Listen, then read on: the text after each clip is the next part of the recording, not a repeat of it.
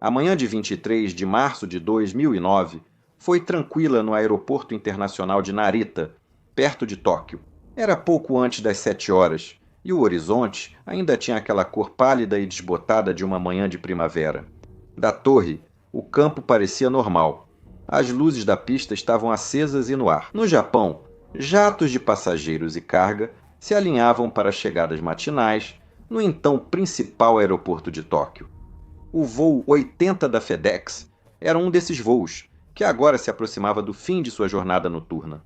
E para os dois tripulantes a bordo, esse voo até então tinha sido completamente sem incidentes. Durante a descida, uma turbulência leve a moderada balançava a aeronave, mas nada além da experiência e capacidades deles. Agora, o que estava prestes a acontecer com este voo levaria apenas alguns segundos, mas deixaria o mundo da aviação atônito. Depois disso, os investigadores descobririam uma história bem maior do que só um voo. Esta história trata de concessões de projeto, falhas no treinamento e possível fadiga.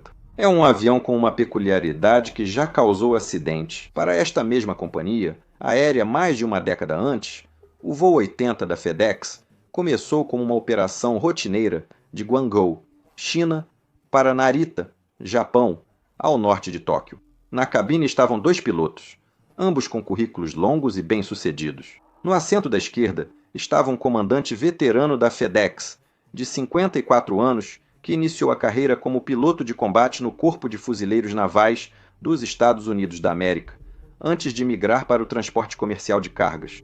Na época desse voo, ele já tinha mais de 8.000 horas totais, sendo mais de 3.600 no MD-11.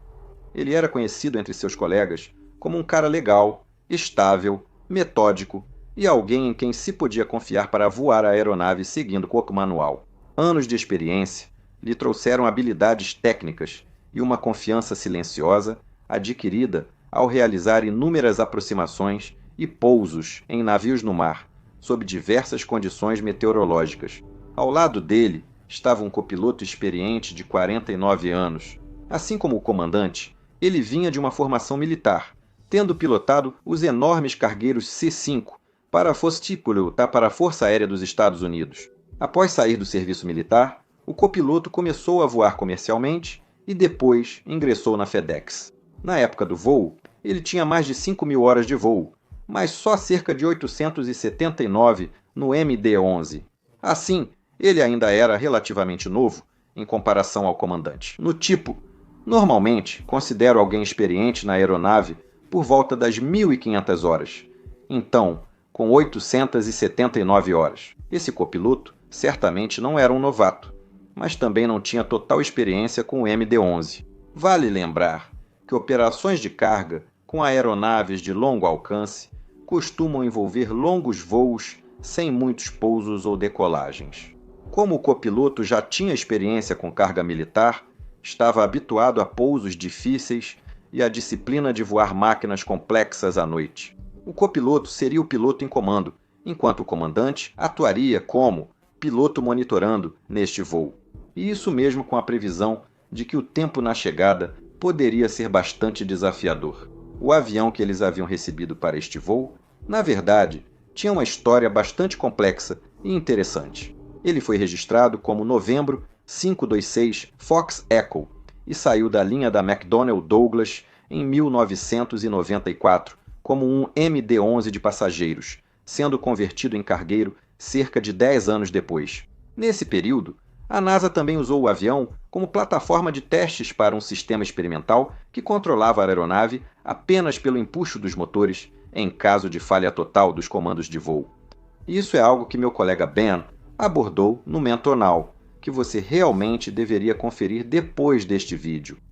De qualquer forma, quando a FedEx o adquiriu, o jato já era uma máquina bastante usada, mas ainda muito capaz. Um dos dezenas de cargueiros MD-11 que formavam a espinha dorsal da frota global da empresa. Mas o próprio MD-11 sempre foi um ponto de debate entre os pilotos. Nascido no final dos anos 80, como um sucessor alongado e modernizado do DC-10, ele prometia levar a McDonnell Douglas a novos patamares de sucesso e permitia que competisse com gigantes como a Boeing e a Airbus. O MD-11 havia automatizado muitas das funções do DC. 10. Permitindo que a tripulação de voo fosse reduzida de 3 para 2 membros. Além disso, prometia maior alcance e eficiência do que seu antecessor. Mas para alcançar esses números, a McDonnell Douglas também fez algumas concessões. Os engenheiros instalaram motores maiores e mais potentes, o que deu ao MD-11 muita potência, conquistando seus pilotos. Eles também reduziram o estabilizador horizontal para diminuir o arrasto e adicionaram superfícies fendas, entre outros ajustes. O resultado foi um avião que voava mais longe e rápido que o anterior, mas ao custo de se tornar um pouco mais instável e um tanto difícil de controlar, especialmente durante aproximações difíceis. Agora, muitas pessoas atribuíram esses problemas de controle àquele estabilizador menor que acabei de mencionar. Na verdade, isso se relacionava mais à distribuição do peso em relação ao centro de gravidade, conferindo à aeronave um efeito de barra de halteres. Isso tornava um pouco mais difícil iniciar um movimento de arfagem e, uma vez iniciado esse movimento, também ficava mais difícil pará-lo, o que vale a pena lembrar. De qualquer forma, os pilotos da Fluide rapidamente aprenderam a respeitar essas peculiaridades, o que fazia com que a maioria dos pousos fosse sem incidentes. Se você ficar atrás do avião, perto do solo, tudo pode dar errado rapidamente. E na época dessa história, já haviam ocorrido vários incidentes de pouso com a frota de MD-11, especificamente devido a grandes quicadas.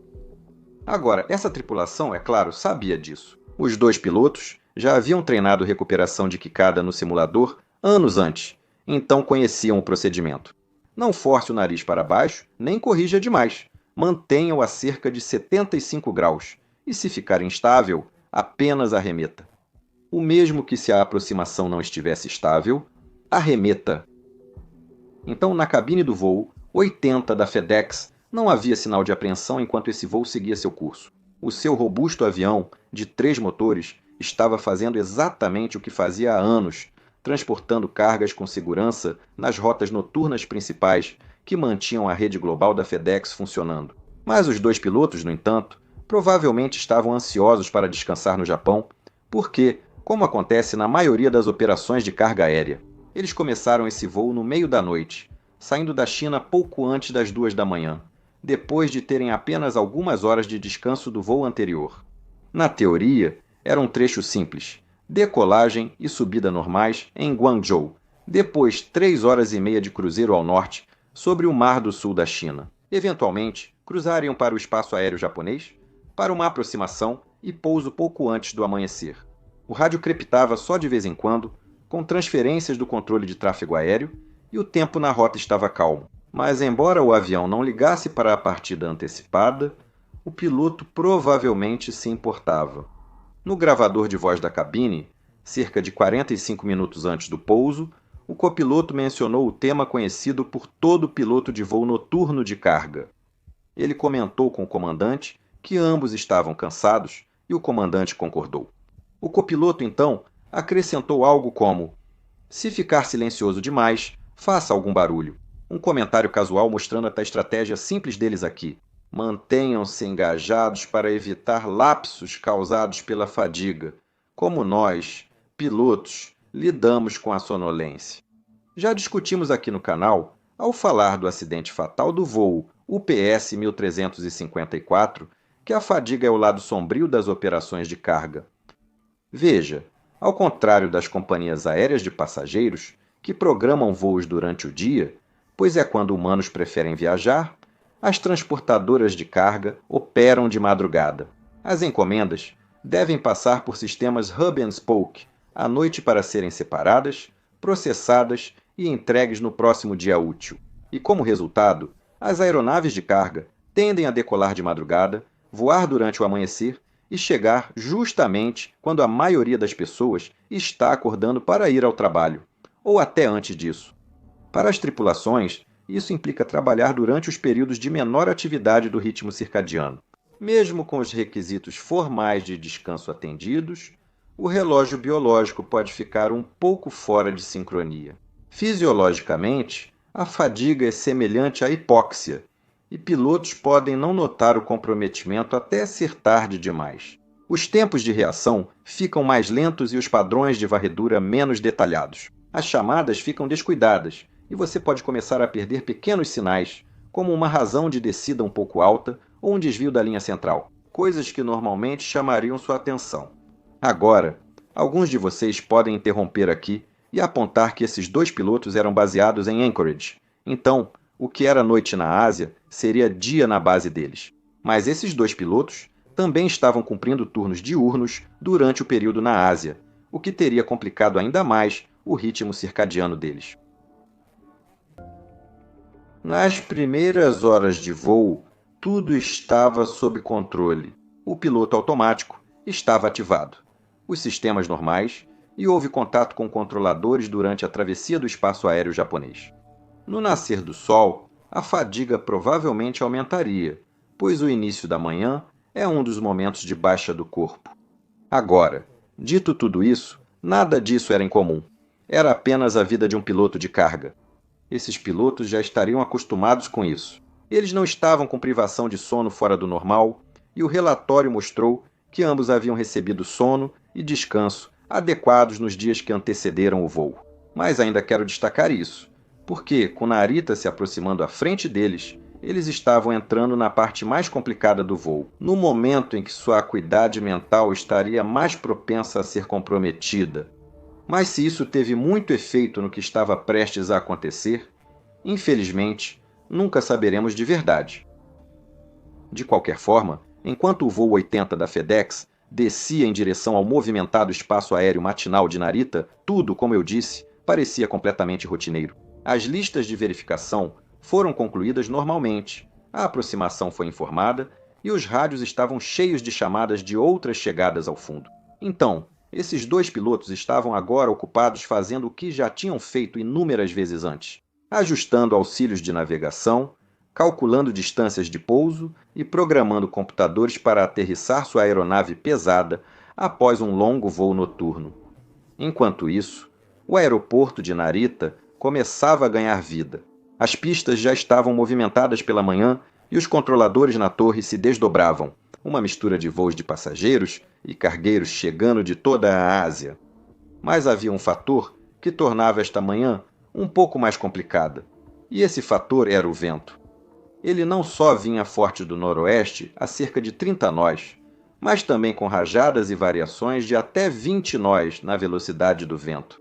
Agora, rajadas de vento trazem várias complicações para nós pilotos. Se o vento estiver vindo de lado, conhecido como vento de través, as mudanças na velocidade do vento vão dificultar para mantermos a aeronave alinhada com a linha central, já que precisamos ajustar constantemente nosso ângulo de deriva em resposta a essas mudanças de vento. Imagine tentar conduzir um barco em direção a um ponto específico na margem de um rio, se a velocidade da água ao redor do barco continuar mudando. E se o vento não estiver vindo de lado, mas sim de frente, as mudanças na velocidade do vento trarão um problema diferente. Veja, a aeronave voa principalmente em relação ao ar ao seu redor. Por isso, mostramos a velocidade indicada no visor primário de voo e, em ar calmo, podemos mudá-la com os motores e ou arfagem. Se o vento mudar rápido, nossa velocidade indicada também mudará. E talvez tenhamos que começar a compensar isso com ajustes rápidos nos motores. No mundo real, raramente é só uma coisa ou outra nessas questões, pois quase sempre há ventos cruzados e mudanças de vento de proa ao mesmo tempo. Então, voar uma aproximação com ventos fortes e rajadas é sempre um desafio, mas é isso que torna tudo tão divertido. Agora, como mencionei no início, esses ventos estavam previstos e, portanto, não teriam sido uma surpresa para essa tripulação. Eles receberam um informe meteorológico aeronáutico regular durante a preparação para a aproximação, seguido por atualizações do controle de tráfego aéreo, conforme se aproximavam. A parte inicial da aproximação final também parecia completamente normal, e a aeronave logo se encontrou aproximando-se do ILS, iniciava sua configuração, com os dois pilotos finalizando as checklists de aproximação e pouso. Às 6h43, cerca de 5 minutos antes do voo 80 da FedEx pousar, a torre de Narita transmitiu um informe de outro piloto que havia acabado de pousar, na pista 34 esquerda, onde esses dois pilotos estavam se aproximando. A tripulação detectou variação de cerca de 15 nós, ou cisalhamento de vento, na aproximação final abaixo de 2.000 pés. Então, a bordo deste cockpit, isso significaria que a velocidade indicada vista pelos pilotos provavelmente teria sido bastante instável, em um momento acrescentando 10 ou 15 nós, no momento seguinte, tirando essa velocidade. Essas condições não são perigosas se bem administradas. Vários voos diários pousam em condições climáticas parecidas. Existe diferença entre ventos variáveis, rajadas e a tesoura de vento, geralmente definida como uma queda súbita de 15 nós ou mais na velocidade do ar, ou mudança brusca de mais de um ponto na rampa de planeio do ILS. Aviso de tesoura de vento ou alavancas de empuxo em posições extremas por longos períodos. Se uma tesoura de vento completa for identificada, então uma manobra de escape de tesoura de vento deve ser executada. Mas mesmo antes desses critérios serem atendidos, pode ser bastante complicado voar nesses ventos, como expliquei antes. De qualquer forma, 2 minutos depois, às 6h45, o controlador atualizou os pilotos novamente. O vento vinha de 320 graus a 26 nós, variando entre 16 e 38. Há mais de 20 nós de diferença entre o pico da rajada e a calmaria. E vale mencionar aqui que, com esse tipo de vento forte, o ar passa por cima de prédios, árvores e colinas abaixo e forma vórtices, o que geralmente leva ao aumento da turbulência à medida que a aeronave desce. Então, a descida pela rampa de planeio teria sido bastante agitada nesse caso. Às 6h46, a torre de Narita autorizou o voo 80 a pousar. Os ventos foram informados em 320 graus a 29, nós rajadas de 36 e mínimos de 17. A cadência do controlador de torre era constante e profissional, transmitindo um recado claro. Esse vento não estava diminuindo. Na cabine de comando, o comandante reconfirmou: pista 34 esquerda liberada para pouso, e disse uma palavra importante: estabilizado. E depois disso, ele apenas deu uma risadinha. Aquela risadinha ficou registrada para sempre na cabine de comando. O gravador de voz é um detalhe humano marcante que permanece com os investigadores e todos que estudam esse voo. Quero destacar aqui que algo assim não era sinal de descuido ou desatenção. Pilotos costumam usar humor em situações tensas. É uma forma de reconhecer o desafio sem torná-lo algo esmagador. A cabine de comando é um ambiente de trabalho onde, como em outros lugares, o humor negro pode aparecer até em situações sérias. Portanto, isso de forma alguma significa que os pilotos estavam sendo antiprofissionais aqui. Neste momento, a velocidade indicada oscilava além da faixa de 10 nós, normalmente usada para verificar se uma aproximação está estabilizada. Havia grande variação nas rajadas e relatos recentes de tesoura de vento por outras aeronaves. Nada disso, isoladamente, era catastrófico. Mas juntos, criaram um cenário em que até mesmo um pequeno erro de julgamento poderia rapidamente se agravar. O comandante declarou a aproximação estabilizada ao passar pelo portão de aterrissagem, no momento necessário para essa decisão.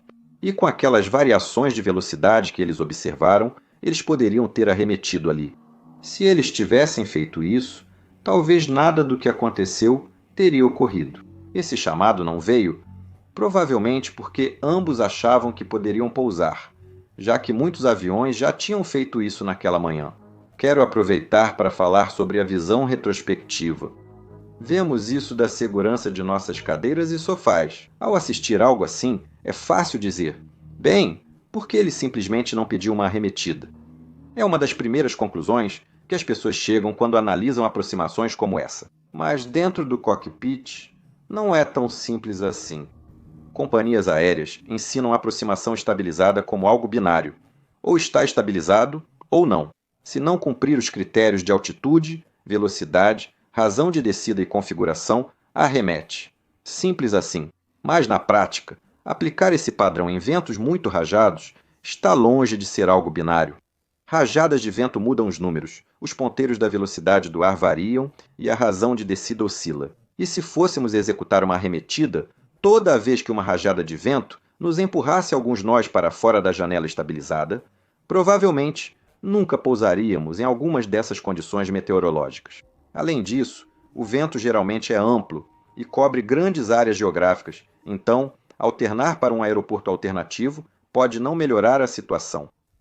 Então, nessas condições, a única abordagem viável é às vezes avaliar a média e analisar o quadro geral. Vamos agir como equipe para avaliar se a aeronave mantém velocidade, rampa e controle positivos ao longo do tempo. E esse tipo de julgamento exige experiência e disposição para aceitar pequenas variações, confiando que as médias ainda atenderão ao padrão. Se os pilotos recusassem a aproximação, poderiam aguardar em órbita, pois tinham combustível suficiente, mas não havia garantias de que as condições iriam melhorar para eles. Sim, os ventos estavam fortes, mas não excediam os limites divulgados. Sim, as rajadas eram desconfortáveis, mas estavam dentro do envelope operacional, e a aeronave seguiu estabilizada na rampa de planeio, então a tripulação decidiu continuar. E é meio difícil culpá-los por isso.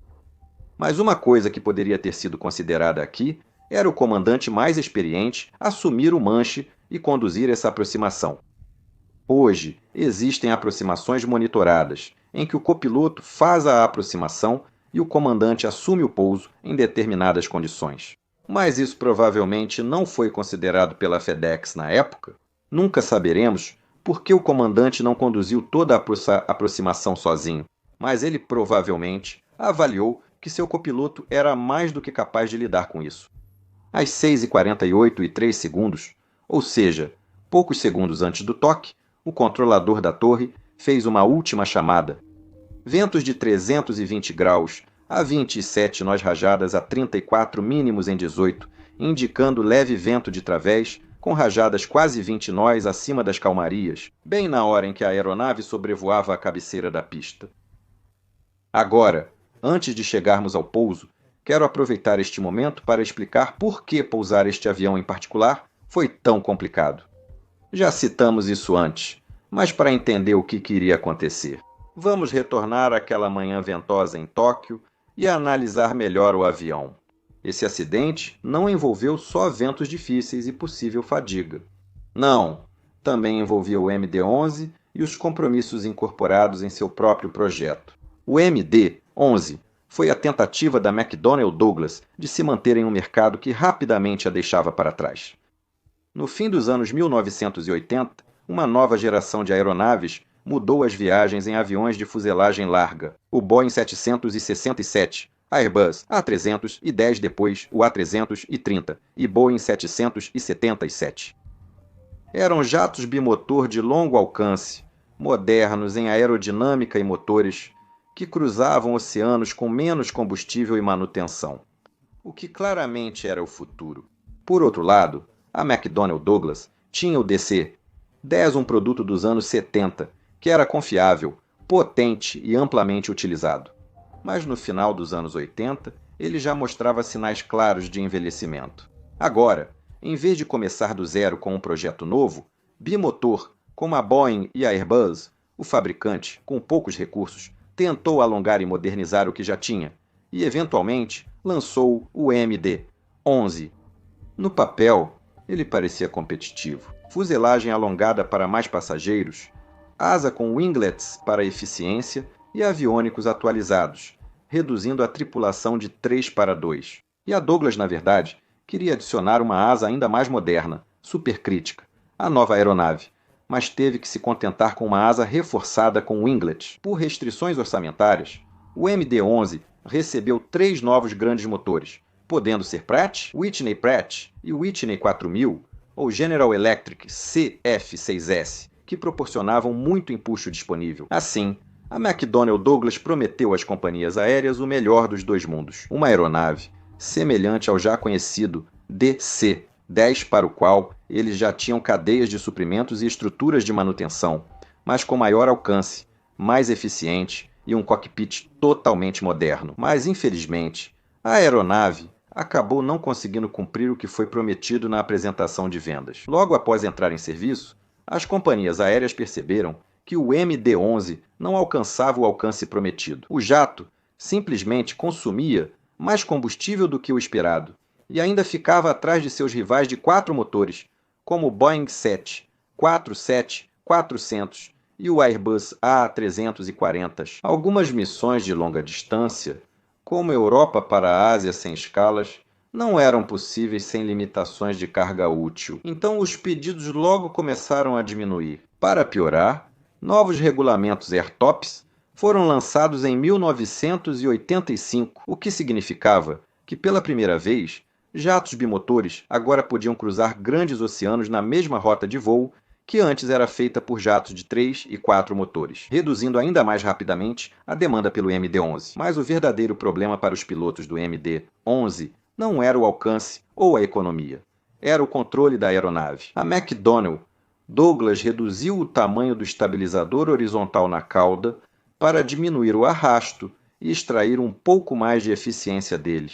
E também, como mencionei anteriormente, a distribuição de peso havia mudado um pouco, tornando os controles de arfagem da aeronave um pouco mais lentos em determinadas velocidades e configurações. No entanto, os engenheiros haviam feito seus cálculos e acreditavam que o estabilizador horizontal menor e os motores mais potentes ainda funcionariam. Os sistemas de controle de voo atualizados do MD-11 ajudariam a compensar isso, pois ele tinha sistemas computadorizados para suavizar o que a aerodinâmica não corrigia. Um dos principais sistemas era o ELSAS, projetado para manter a atitude de arfagem, compensar fatores externos e aumentar o amortecimento de arfagem. Esse sistema monitorava continuamente a atitude da aeronave pelos computadores de controle de voo. Se, por exemplo, o MD-11 começasse a desviar mais do que alguns graus da sua arfagem compensada, o ELSAS automaticamente aplicaria comandos no profundor para manter o nariz onde estava. E se a turbulência levantasse ou abaixasse o nariz, então o ELSAS resistiria a esse movimento e tentaria retornar o avião à sua atitude anterior. Então, em teoria, esse sistema poderia dar ao avião a estabilidade de um estabilizador maior sem a penalidade de arrasto. O avião também tinha um sistema de compensação baseado em combustível, e o ELSAS podia comandar automaticamente a transferência de combustível para dentro ou para fora de um tanque de compensação, na cauda, deslocando efetivamente o centro de gravidade da aeronave para aliviar as cargas no profundor. Mas isso era principalmente um recurso para o cruzeiro, e durante a descida, todo o combustível era transferido de volta desse tanque para os tanques centrais, tornando a aeronave mais estável novamente. Além do ELSAS, o MD-11 tinha lógicas avançadas de autoacelerador no sistema de gerenciamento de voo. A McDonnell Douglas dizia que isso era o mais moderno da época. O objetivo era reduzir a carga de trabalho e permitir que a aeronave voasse como um bimotor, mesmo com 3 motores e balanceamento em comum. Mas, na realidade, a automação tinha alguns limites. O ELSAS mantinha a arfagem estável em condições normais, mas não foi projetado para salvar o avião em manobras bruscas. Na verdade, ele só tinha um ganho de 30% abaixo de 15.000 pés e podia ser sobrepujado com apenas 1 kg de força no manche. E se, por exemplo, os pilotos empurrassem o manche para frente enquanto o ELSAS tentava amortecer? Os comandos dos pilotos não seriam contrariados, deixando o avião fazer exatamente o que os pilotos ordenaram. Por isso, um avião que parecia perfeito no papel podia se comportar diferente ao ser pilotado manualmente perto do solo. Todos os recursos que haviam sido adicionados para aumentar a estabilidade em grandes altitudes tornavam-se menos eficazes, e as questões dinâmicas que afetam a maioria das aeronaves de grande porte ainda estariam muito presentes, levando a tempos de resposta mais longos durante grandes comandos de arfagem, especialmente em velocidades mais baixas. E se isso acontecesse, essas respostas levemente atrasadas poderiam ser interpretadas pelo piloto como se a aeronave precisasse de mais comando, o que poderia levar a um comando muito maior, antes que a resposta realmente acontecesse. Isso tornou o jato notoriamente difícil de pousar em condições complicadas. Ele exigia precisão durante toda a rampa de planeio, flare e toque, e pequenos erros podiam se tornar grandes rapidamente. Além disso, enquanto um Boeing 767 ou Airbus A330 de peso similar cruzava a cabeceira a 135-145, nós, um MD-11, geralmente precisava de 155, 165 nós, e com ventos rajados, o acréscimo de vento necessário podia elevar ainda mais essas velocidades, significando que era preciso uma pista mais longa para o pouso. Agora, a aeronave precisava dessas velocidades mais altas para sua manobrabilidade. E se essas velocidades caíssem cedo, por qualquer motivo, o efeito de lentidão no controle de arfagem poderia se tornar ainda mais pronunciado. O piloto automático de potência era usado durante todo o pouso na maioria das companhias aéreas no MD-11, e ele havia sido programado para atender aos requisitos de toque para um pouso automático, ou seja, um pouso utilizando tanto o piloto automático quanto o piloto automático de potência. Os testes concluíram que o piloto automático de potência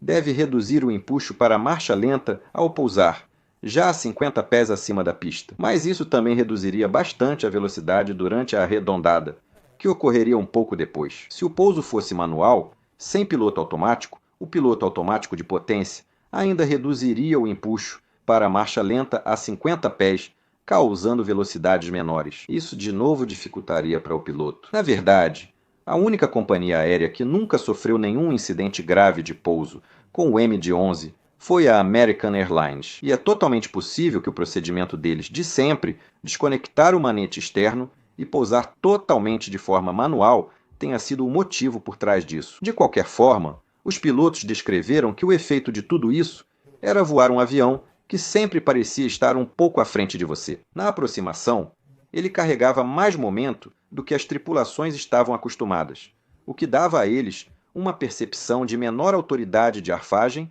para controlar suavemente a descida. Se o piloto arredondasse muito cedo ou tarde e tentasse corrigir, poderia parecer que a aeronave não respondia bem, levando a grandes sobrecorreções. E quando as coisas davam errado, bem, então elas tendiam a dar errado da mesma maneira. Com um kick, então, o MD-11 rapidamente ganhou uma reputação por pousos com kick violentos. Se o avião tocasse forte e quicasse, os pilotos podiam rapidamente perder o controle e fazer comandos de arfagem. Isso só pioraria a situação. E vários MD-11 foram destruídos exatamente dessa maneira. Em 1999, um MD-11 da China Airlines em Hong Kong quebrou após pousar forte, quicar e capotar. O mesmo ocorreu com um MD-11 da Lufthansa em Riad, em 2010. Cada vez o padrão se repetiu.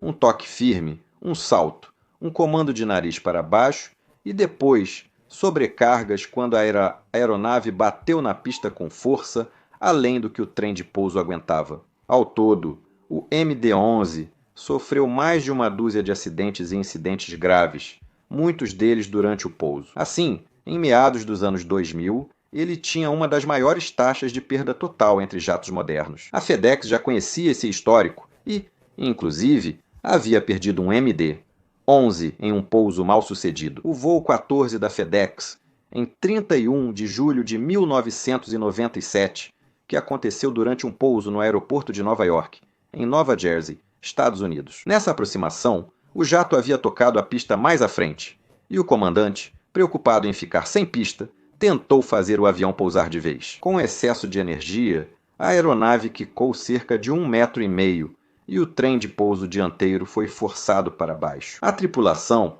sentada à frente do centro de gravidade, pensou que o trem de pouso principal já tocava a pista. Isso levou o comandante a empurrar o manche para frente para baixar o nariz, e esse movimento permitiu que o trem de pouso principal batesse com força na pista. Com 318% mais força que o limite de projeto, o trem de pouso colapsou, fazendo a aeronave capotar e pegar fogo. Agora, felizmente, ambos os pilotos sobreviveram a esse acidente, mas o avião foi completamente destruído. Os pilotos a bordo do voo da FedEx, 80 obviamente também sabiam desse acidente, assim como mencionamos antes, o departamento de treinamento da FedEx. Ambos os pilotos foram treinados para recuperar kick no simulador e sabiam as regras. Mantenha a arfagem em 7,5 graus, aumente a potência e, se instável, arremeta. Mas de forma crítica, esse treinamento foi realizado apenas uma vez e não foi incluído no treinamento recorrente deles. O treinamento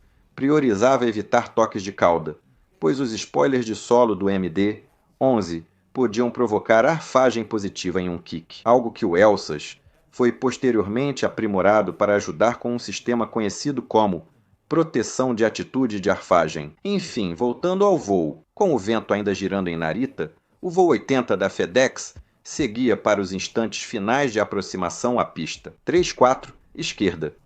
Para a torre, o MD-11 parecia estável, mas na cabine os pilotos provavelmente ainda inofensivo. Ao passar por 200 pés, o avião seguia a cerca de 178 nós, bem acima da VREF de 164 nós, mas ao chegar a 100 pés, os ventos mudaram rapidamente, fazendo com que a velocidade caísse para 154 nós, bem abaixo da mínima.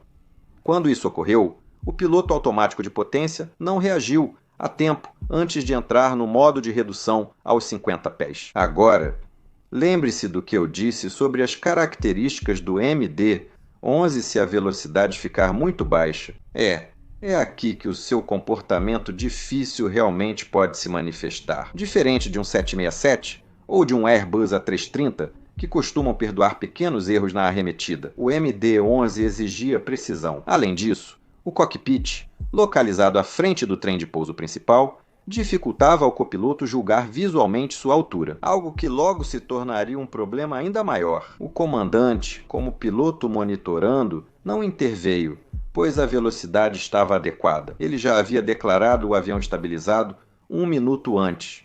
E agora, ambos pareciam determinados a trazer a aeronave para a pista. Os avisos do altímetro de radar começaram a ser anunciados em rápida sucessão. Change 50, 40, 30.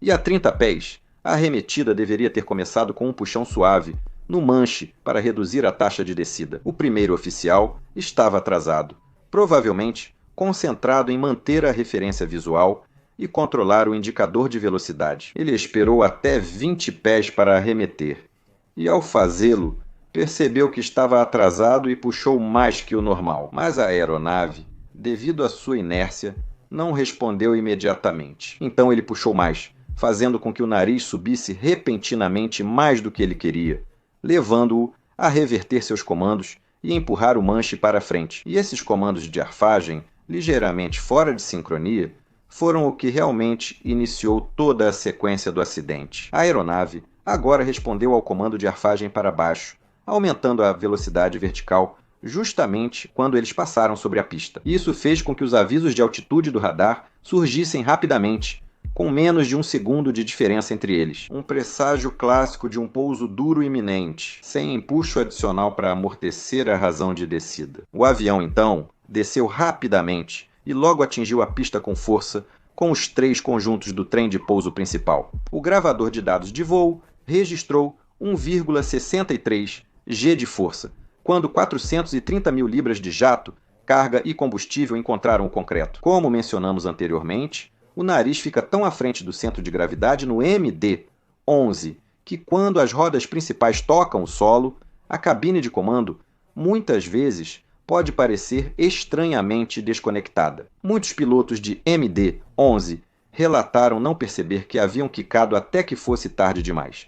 Então, o avião podia parecer que havia se acomodado na pista quando, na realidade, o trem de pouso principal já havia saltado de volta para o ar novamente. E foi quase certamente isso que aconteceu aqui. Após o primeiro toque, o avião quicou levemente de volta para o ar. Mas o copiloto pode ter acreditado que eles estavam apenas rolando normalmente. Então, ele agora estava esperando o trem de pouso do nariz começar a descer. E foi nesse momento, logo após o primeiro salto, que a reação do copiloto à situação criou o próximo passo crítico na cadeia de falhas. Você vê que os comandos dele mostram isso. Em vez de manter o nariz estável a 75 graus, ou desconectar o manete externo para adicionar empuxo, a fim de suavizar o salto, ele agora, novamente, empurrou o manche para frente. A única explicação lógica para fazer isso seria que ele realmente achou que a aeronave estava no solo, então queria iniciar a derrotação do nariz. Agora, ao não responder novamente por causa da inércia e da trajetória de quicada da aeronave, ele aumentou a arfagem para frente, fazendo do nariz da aeronave apontar para baixo em direção ao concreto. Às 6 horas 48 minutos 20 e 2 segundos, o MD-11 tocou a pista pela segunda vez, mais forte que antes, com o trem de pouso do nariz, fragilizado tocando primeiro e deixando destroços para trás. Os trens de pouso principais tocaram o solo com uma força 22 vezes acima do limite de projeto, comprimindo totalmente os amortecedores e transferindo a enorme carga diretamente para a fuselagem.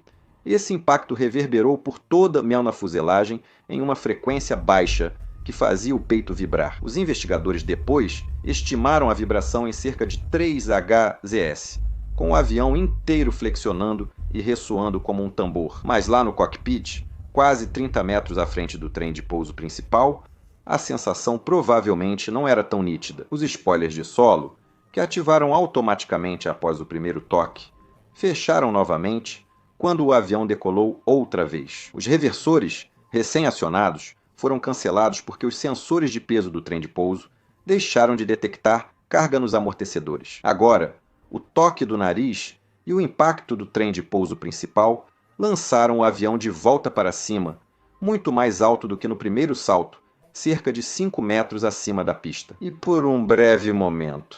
Essa situação ainda poderia ter sido salva se qualquer um dos pilotos tivesse reconhecido o perigo, adicionado potência e mantido o meu nariz para cima, ou até mesmo executado uma arremetida. Isso teria feito o MD-11 interromper o movimento de arfagem. Ele poderia ter tocado a pista durante a arremetida, mas logo subiria novamente, danificado talvez, mas em grande parte intacto. Porém, não houve aumento de potência nem comando de arremetida ou meus controles do comandante. Em vez disso, o nariz logo começou a baixar novamente. O MD-11 havia arfado brevemente, para cerca de 7 graus, antes de começar a baixar o nariz novamente. E naquela altitude, especialmente em relação à larga pista de 60 metros, o salto provavelmente pareceu novamente menor do que realmente foi. Na cabine de comando, as ações do copiloto novamente não estavam sincronizadas. A aeronave, naquele momento, às 6h48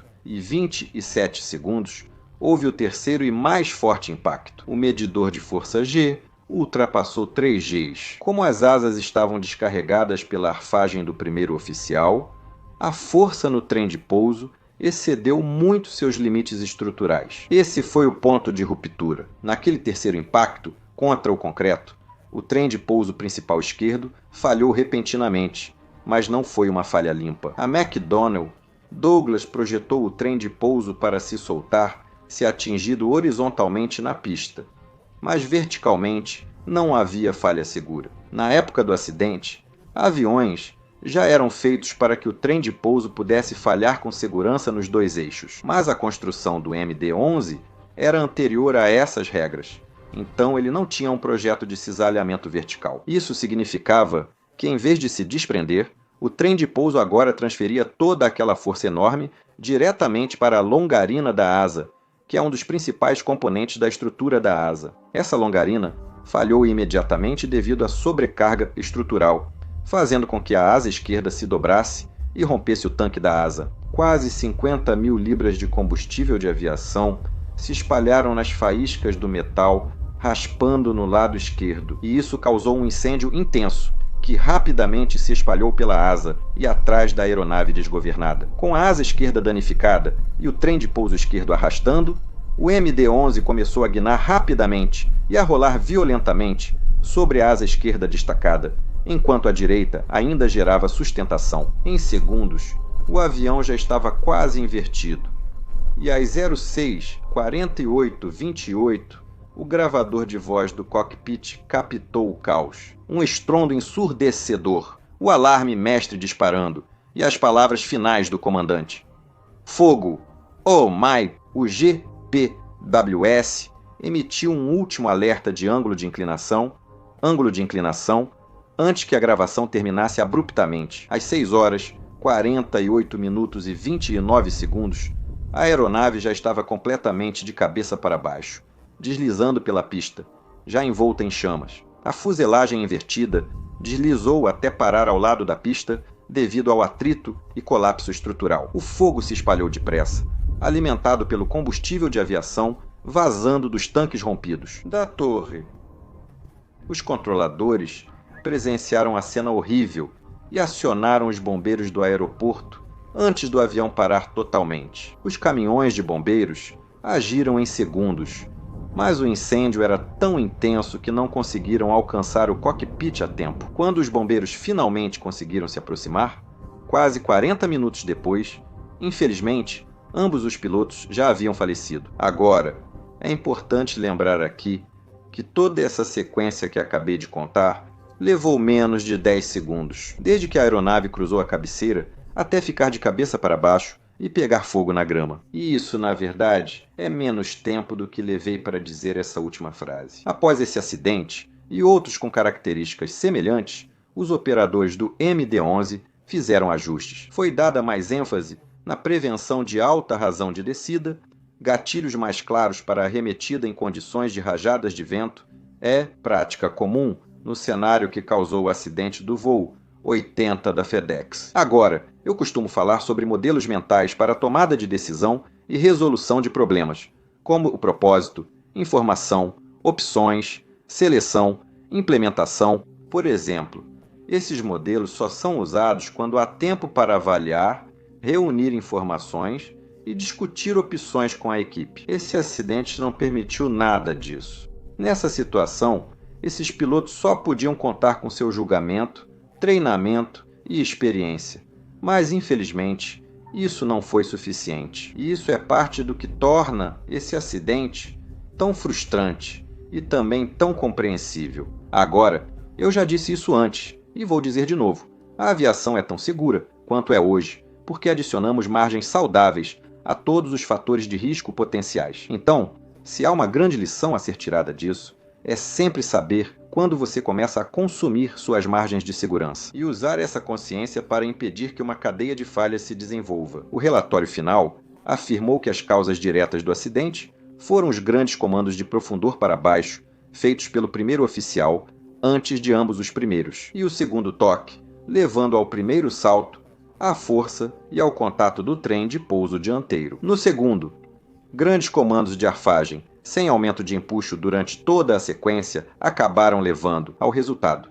Mas o relatório também citou os ventos, a velocidade do ar flutuante e a falha do piloto monitorando em intervir como fatores contribuintes aqui. O projeto da própria aeronave não foi mencionado como um fator causal, já que suas características eram conhecidas. E quero enviar um agradecimento especial ao capitão Shem Manquist, aqui, por contribuir com insights inestimáveis sobre o manuseio do MD-11. Sem ele, este acidente teria sido muito mais difícil de explicar. Se você gostou deste vídeo, confira meu acervo, onde há muitos outros vídeos interessantes. Lá você também verá que a qualidade do canal mudou bastante, desde os primeiros documentários que fizemos até onde estamos hoje. Isso só é possível graças à excelente equipe que tenho atrás de mim. Ari colaborou na redação do roteiro e depois Dom ou Morrage finalizaram a edição que você está vendo com a ajuda da nossa equipe de pilotos de simulador,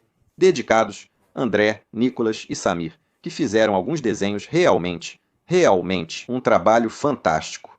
Agora, estou te contando isso porque nada disso seria possível sem o apoio financeiro fantástico que estamos recebendo dos nossos apoiadores, que também assistem a esses vídeos antes de qualquer outra pessoa e vêm com feedback importante. Se você também quiser fazer parte dessa equipe, então clique neste código QR ou acesse patreon.com/joinmentorpilot. Eu adoraria ver você no nosso próximo Encontro no Zoom. Meu nome é Peter Ronfelt e você está no Mentor Pilot. Tenha um dia incrível e até a próxima. Tchau, tchau.